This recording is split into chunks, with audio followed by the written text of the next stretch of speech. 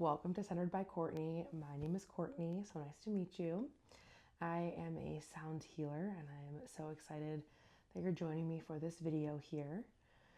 Today I wanted to chat with you a little bit about tips for avoiding burnout during the holiday season.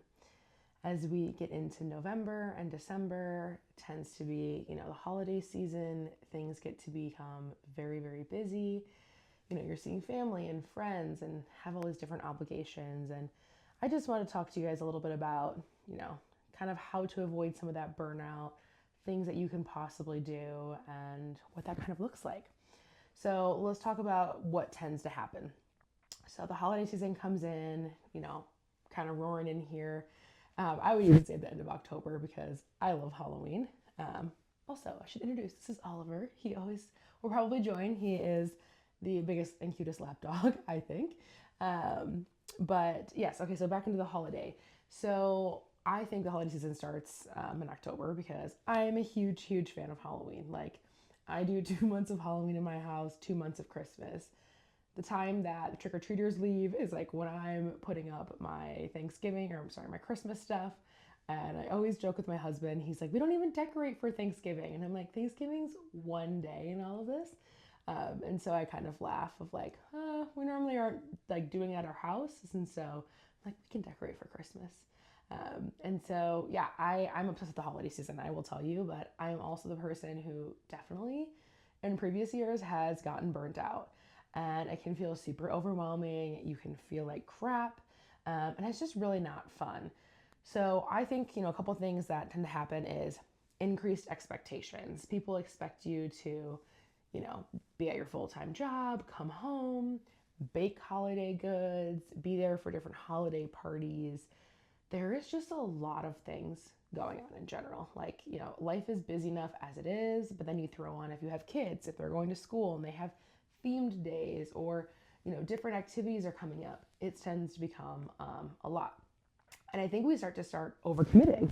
We're like, in the normal months, April, May, June, July, we don't tend to overcommit as much because it doesn't feel like it has to during the holiday season. I think there's this piece in the holiday season where we feel guilty or judged if we don't attend all the holiday parties or, spend time with family. And it can be really complicated if you have, troubling family members or a difficult work situation. And I think we just tend to overcommit ourselves. So I think that's a big piece of it. And then I think on top of it, throw in the weather and the seasonal changes and the shorter days of the year, it just starts to become more and more complicated.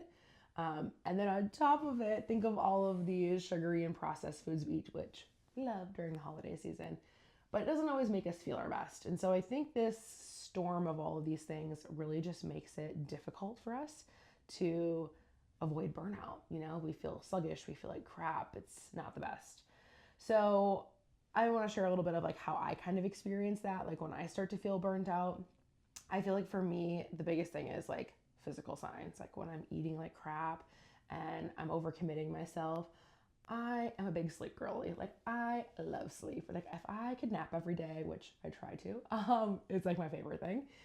When I can't get enough sleep or I'm not eating well or drinking enough water, I feel extremely sluggish. I'm not showing up as like the best version of myself. My energy is drained. It is just not a fun combo. And as much as I absolutely love the holiday season, I try to take some of those moments of pause and reflect. I think it's called like hygie. And it pretty much is just like embracing and like loving the little moment that you're in. So for me, like it could be as simple as sitting on the couch with a cup of hot chocolate with my Christmas tree on. Like to me, oh, I love that. It's just so peaceful, so relaxing, such a great place for me to really sit down and recharge. But I think other ways that I really experience the burnout is like mentally. I am a really big person. I have had anxiety in the past, and so I have really focused on my toolkit to make sure that every day I kind of know where I'm at and what I need to do to get there. And we talked about this a little bit on the podcast with Nina and I, but I am a big proponent of having a very stringent, for myself, morning routine. So meditating, getting my face out in the sun, doing some red light therapy, doing some journaling and not touching my phone when I get up is kind of my like non-negotiable. And I find like if I wake up and turn over and grab my phone, the rest of the day is just kind of off. And it's so funny because I saw this all on social media and I didn't really think it was true.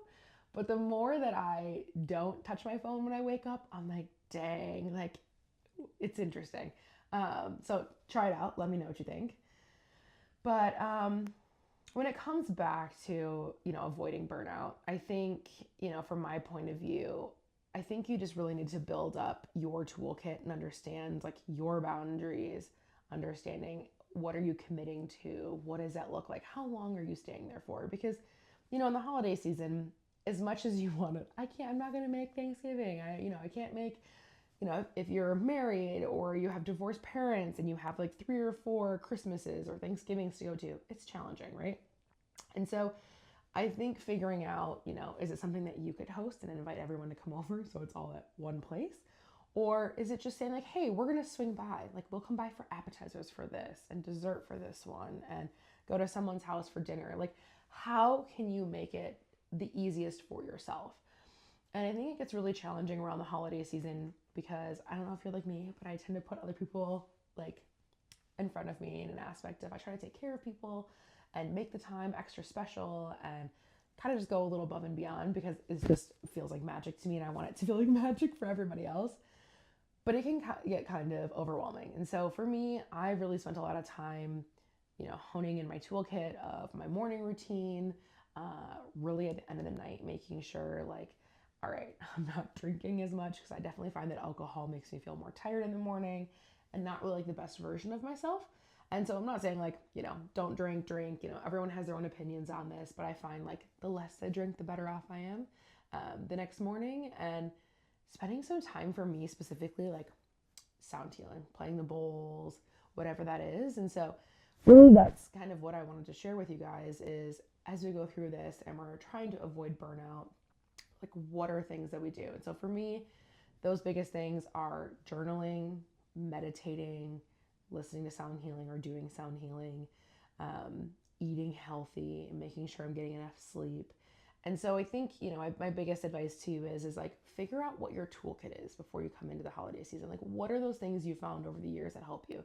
Like maybe it's coming home and vegging out for 20 minutes before you talk to anybody, or just taking a minute for yourself in the driveway before you come in. And I think there's a really big piece of in our lives, you can kind of really pause and take these moments of transition. I guess would be my best advice is if you're coming home from work and you've had a stressful day, and this is for like all year round, take 2 to 5 minutes or 10 minutes and like pause and be like, all right, I'm going from work mode to, mom mode or wife mode or whatever it is, and give yourself some grace. And I think there's a piece of it where even finding little things to handle that transition, like maybe is it when you come home, like you spray in a different perfume so you feel like, okay, I've switched modes. Is it popping on some lipstick or taking off lipstick when you get home? Is it, doing a quick meditation? Like what is it that's going to help you transition? And I think coming into the holiday season, it is so, so important to make sure that you're grounded and relaxed and ready with your boundaries to take on anything that happens. Because as we know, holiday season, people tend to drink and have a little bit more fun, and you're around all these people with different opinions, and that can be very, very challenging. So, take moments for yourself. Like I'm a big person of, I try to protect myself and ground myself and put myself in a little energetic bubble before I do stuff, honestly, every day. But before I see people out there, I think there's a really big piece of like protecting your energy. And so if you can take those moments and find in your toolkit what that does to get you there, is it clearing yourself after? Is it meditating before? Is it just taking a moment to pause? Like these things don't have to be massive. It doesn't have to be a 30-minute meditation or a 10-minute meditation. It could literally just be like, I'm going to go stand in the bathroom, look myself in the mirror and be like, you got this, And so figure out what that is in your toolkit and what that looks like for you. And I think that is so, so important to avoid burnout during the holiday season. So please feel free. I would love to hear your answers below of what you use to help yourself not burn out during the holiday season. I hope you found this helpful and I gave you little tips and tricks of things that I love to do and might be useful for you as well. But I do have a bunch of sound baths that kind of guide you through the holiday season. I am, as I said, obsessed. So, yeah, if you are looking for a unique way to relax during the holiday season, I have Thanksgiving, I have Christmas, envisioning yourself Christmas Eve sitting there relaxing before, the festivities begin, or waking up Christmas morning before everyone's awake and envisioning yourself walking downstairs with all the, the presents underneath the tree and the lights on. Those are the things that I absolutely love, and I want to share that love and joy and magic during the holiday season. So check it out. Let me know what you think. And yeah, drop your tips of what you like to use or what's in your toolbox to kind of avoid burnout during the holiday season. All right. I'll see you next time. Have a good one. Bye. Say bye, boo. Bye. Hello, and welcome back to this mindful moment with Courtney. Thank you for joining me here. Today, we're going to do a little sound bath on avoiding burnout and just helping ourselves reconnect during this holiday season. If you could, find a comfortable place to sit down or lay. We're going to close down our eyes. Take a few deep breaths in through your nose and out through your mouth. And in through your nose and out through your mouth. As we get into the holiday season, we see all of the magic and wonderful things that are happening around us. We lean into the sparkle and bringing the light forward in our daily lives. We look internally into our toolkits that we've built over the years, things that we know make us feel good, help us relax, restore, and recover. And we pause in this present moment to sit in the beautiful world that is around us. Let's take a deep breath in through your nose and out through your mouth.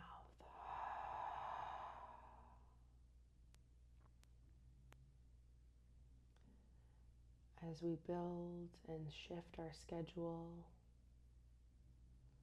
to compensate for the busy holiday season, we remember to take these little moments for ourselves, to show up as the best version of ourselves, and to allow us to avoid burnout.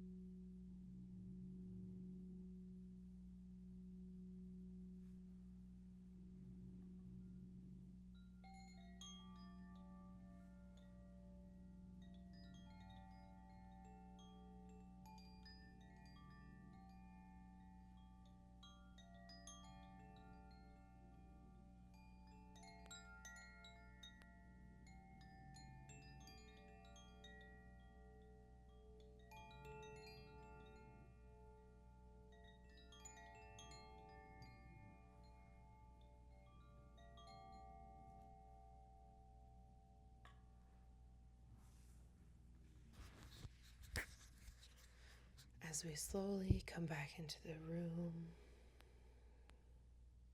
remember all the beautiful tools in your toolkit that help you avoid burnout and keep you rested and restored. Begin to wiggle your fingers and toes. Blink open your eyes and rejoin me in the room. I hope you enjoyed this mindful moment, and I hope you have a beautiful rest of your day.